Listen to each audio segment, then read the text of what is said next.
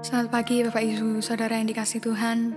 Mari sama-sama pagi ini kita luangkan waktu untuk menyembah Tuhan. Terima kasih Tuhan.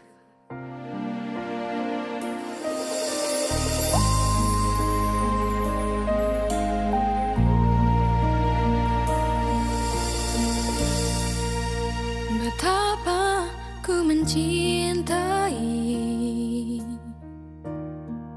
segala yang telah terjadi, tak pernah sendiri jalani hidup ini, selalu menyertai.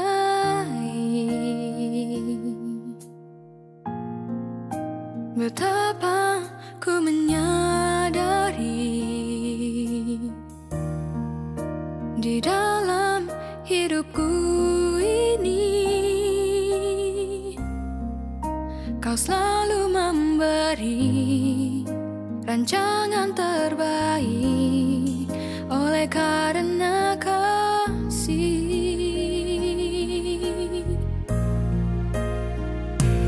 Bapa, sentuh hatiku, ubah hidupku menjadi yang baru, bagai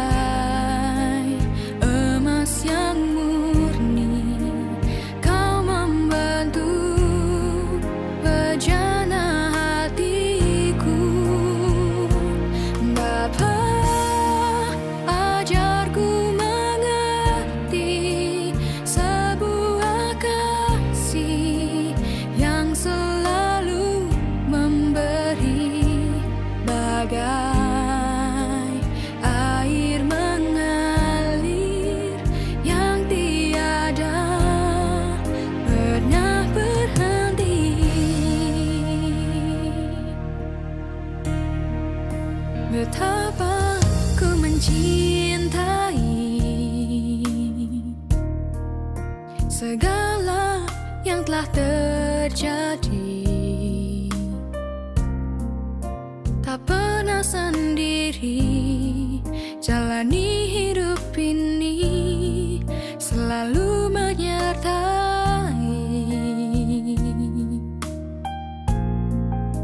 Betapa ku menyadari di dalam hidupku ini, Kau selalu memberi rancangan terbaik oleh karena kasih.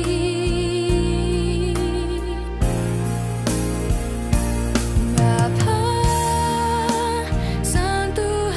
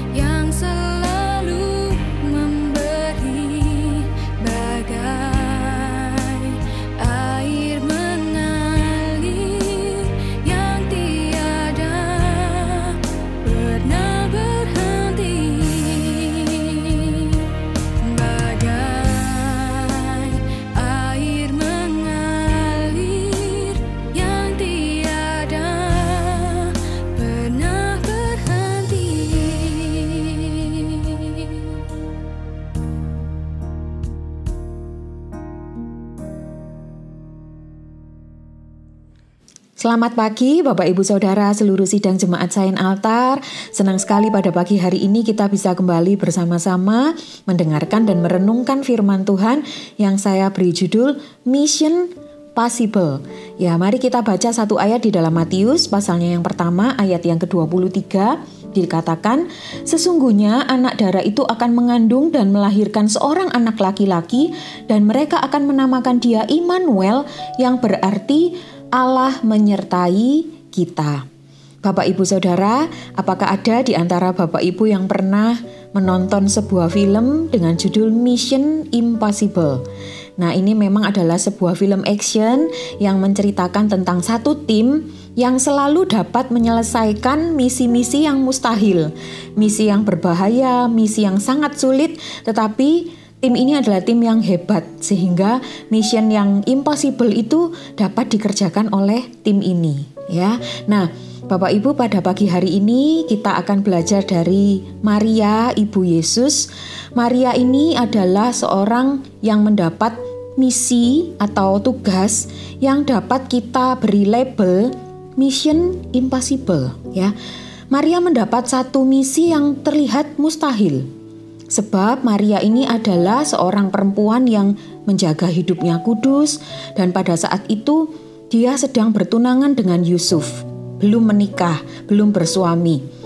Maria tentu juga khawatir karena dia punya reputasi yang baik, dia menjaga kehidupannya. Tetapi dia mendapat misi bahwa dia akan mengandung dari Roh Kudus dan melahirkan juru selamat. Bahkan di dalam Lukas pasal yang pertama ayat yang ke-34, Maria berkata kepada malaikat yang menyampaikan pesan dari Tuhan, bagaimana mungkin itu terjadi sebelum aku bersuami? Ya, jadi itu adalah misi yang mustahil bagi Maria. Tetapi di dalam Lukas pasal yang pertama ayat yang ke-37, malaikat Tuhan berkata bahwa bagi Tuhan tidak ada yang mustahil. Maka Maria meyakini dan berkata, terjadilah sesuai dengan perkataan malaikat, atau sama dengan terjadilah yang mustahil itu. Bapak Ibu Saudara yang dikasihi Tuhan, dalam nyanyian pujian Maria di dalam Lukas pasal yang pertama ayat yang ke-46 sampai 55, kita menyadari bahwa meskipun misinya Maria ini termasuk mustahil, impossible, ya, dan penuh resiko, tetapi Maria ini percaya bahwa misi yang impossible ini adalah misinya Tuhan, ya. Tuhan yang Maha Kuasa dan sanggup melakukan perbuatan-perbuatan ajaib. Maria percaya Tuhan adalah Tuhan yang rahmat-Nya selalu baru dan tak berkesudahan kasih setianya. Maria percaya Dia adalah Tuhan yang menunjukkan dan melimpahkan kebaikan-Nya bagi umat-Nya. Sehingga Maria mau melakukan tugasnya dengan kerelaan hati dan keberanian. Sehingga misi yang awalnya adalah mission impossible tetapi menjadi mission yang komplit, dapat dikerjakan dengan baik oleh Maria. Nah, bagian yang menarik adalah bagian yang kita baca dalam firman Tuhan di dalam Matius pasal yang pertama ayat yang ke-23 tadi, bahwa nama anak laki-laki yang dilahirkan Maria, anak itu dinamakan Immanuel, yang artinya Allah menyertai kita. Bapak Ibu, sejak Maria mengandung, dia adalah orang pertama yang merasakan arti Immanuel. Tuhan yang dulunya transenden atau jauh, ya, tak terhampiri, sekarang menjadi imanen, ya, dekat bersama-sama dengan Maria, ada di dalam rahimnya. Bapak Ibu, saya membayangkan sekalipun Maria ini menghadapi berbagai kesulitan, kesedihan, mungkin dia juga merasa sendiri, tetapi saat Maria ini membelai perutnya yang semakin membuncit, pasti ada sukacita dan damai sejahtera tersendiri, ya, serta kekuatan dan penghiburan bagi dia. Karena apa? Allah begitu dekat. Dia adalah Immanuel, Allah yang bersama-sama dengan Maria. Ya. Bapak Ibu, di dalam hidup ini banyak mission yang kita tolak karena menurut kita itu mission impossible, mission yang mustahil, ya. Contohnya, mengasihi dan mengampuni orang yang begitu menyakiti kita, ya. Itu seharusnya tidak mungkin kita lakukan, ya. Melepaskan diri dari perbudakan dosa, itu juga misi yang mustahil karena kita merasakan dan menikmati dosa itu, ya. masalah relasi yang retak antara orang tua dan anak. Kita berpikir, mustahil orang tua saya berubah, mustahil anak saya berubah, dan lain sebagainya. Kemudian juga ada kesulitan dalam perekonomian dan pekerjaan kita, ya. Dan banyak lagi misi yang terdengar mustahil. Tetapi hari ini kita mau belajar percaya bahwa Dia adalah Immanuel, Allah yang menyertai dan bersama-sama dengan kita. Dia adalah Allah Immanuel, Allah yang mengasihi kita. Ya, bahkan Paulus di dalam Efesus pasal yang ketiga ayat yang ke-18 mengatakan betapa panjang, lebar, dalam dan tingginya kasih Tuhan. Jadi saat kita ingin menyerah, percayalah kepada Tuhan yang begitu mengasihi kita. Percayalah kepada hatinya yang selalu ingin memberikan yang terbaik. Karena Tuhan mengasihi kita, ya. Charles Spurgeon berkata, God is too good to be unkind, too wise to be mistaken, and when you cannot trace His hand, you can trust His heart. Bapak Ibu, Tuhan itu terlalu baik untuk melakukan yang tidak baik. Bahkan Tuhan itu terlalu bijak untuk melakukan satu kesalahan. Ya, bahkan ketika kita tidak dapat melihat perbuatan-perbuatan tangan Tuhan, kita dapat mempercayai hatinya Tuhan. Ya, jadi saat kita menghadapi sesuatu yang mustahil rasanya dapat kita lakukan, bahkan kita sangat sulit melihat pertolongan Tuhan, mari kita percaya hatinya Tuhan, hati yang begitu mengasihi kita dan mau memberikan yang terbaik untuk kita. Dia ada, Dia Immanuel, Dia menyertai dan bersama-sama dengan kita. Ya, kita percaya bahwa Dia Immanuel itu adalah Allah yang ada dalam setiap aspek kehidupan kita dan mau terlibat di dalam kehidupan kita. Ya, Dia adalah Tuhan yang tahu persis bagaimana menolong kita. Kita perlu stop atau berhenti membatasi Tuhan. Kita berpikir ada area yang tidak membutuhkan Tuhan terlibat di dalamnya. Ada hal-hal yang kita anggap, apa iya sih Tuhan ini peduli dengan hal yang sepele ini? Bapak Ibu, Tuhan ada dalam setiap aspek kehidupan kita. Ya, Tuhan mau terlibat sepenuhnya dalam kehidupan manusia. Karena itulah Dia datang menjadi manusia, sehingga Dia dapat merasakan dan memahami apa yang kita alami. Ya. Dia Immanuel, Dia Allah yang berkuasa, Dia Tuhan yang mengasihi kita, Dia Tuhan yang tahu semua detail yang terjadi dalam kehidupan kita. Karena itulah Dia juga mau menolong kita sebagaimana yang tertulis di dalam Ibrani 4 ayat yang ke-15. Dikatakan imam besar yang kita punya adalah imam besar yang turut merasakan kelemahan-kelemahan kita. Sehingga kita dengan penuh keberanian dapat menghampiri Tuhan untuk mendapat pertolongan tepat pada waktunya. Ya. Jadi saat kita merasa lemah, kita melihat batas-batas kesanggupan dan kesempurnaan manusia, kita mau memandang kepada Tuhan. Ya, Dia sanggup menjadikan yang tidak ada menjadi ada dengan kuasa firman-Nya. Bapak Ibu yang dikasihi Tuhan, sebentar lagi kita mengakhiri tahun 2024 dan memasuki tahun yang baru. Ya, kita diperhadapkan dengan banyak kemustahilan hari ini, ya, maupun yang akan diprediksikan terjadi di tahun depan. Ya, banyak hal yang membuat kita takut, bimbang, ragu, ingin menyerah, ya. Mungkin kita berhadapan dengan jalan yang buntu. Ya, kita menyerah dalam keputusasaan.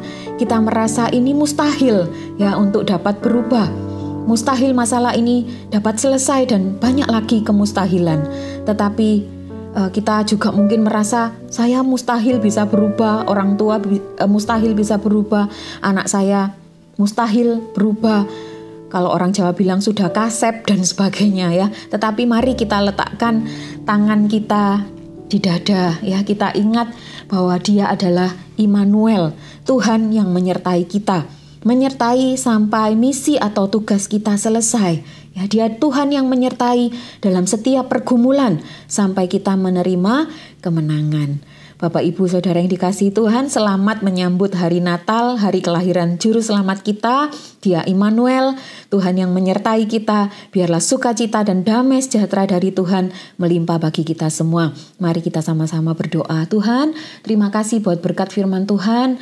Kami bersyukur Engkau adalah Immanuel, Allah yang menyertai kami, Allah yang ada bersama-sama dengan kami, Allah yang tahu setiap aspek dalam kehidupan kami, Allah yang mau terlibat dalam kehidupan kami, Allah yang sanggup menyatakan pertolongan-Mu bagi kami, sehingga tidak ada misi yang mustahil yang tidak dapat kami kerjakan, tetapi bersama dengan Engkau, semua menjadi mission yang possible dan mission yang komplit karena Tuhan yang memberikan kekuatan. Terima kasih, berkati seluruh sidang jemaat-Mu, pimpin kami sepanjang hari ini. Terima kasih Tuhan, di dalam nama Tuhan Yesus Kristus kami sudah berdoa dan mengucap syukur. Haleluya.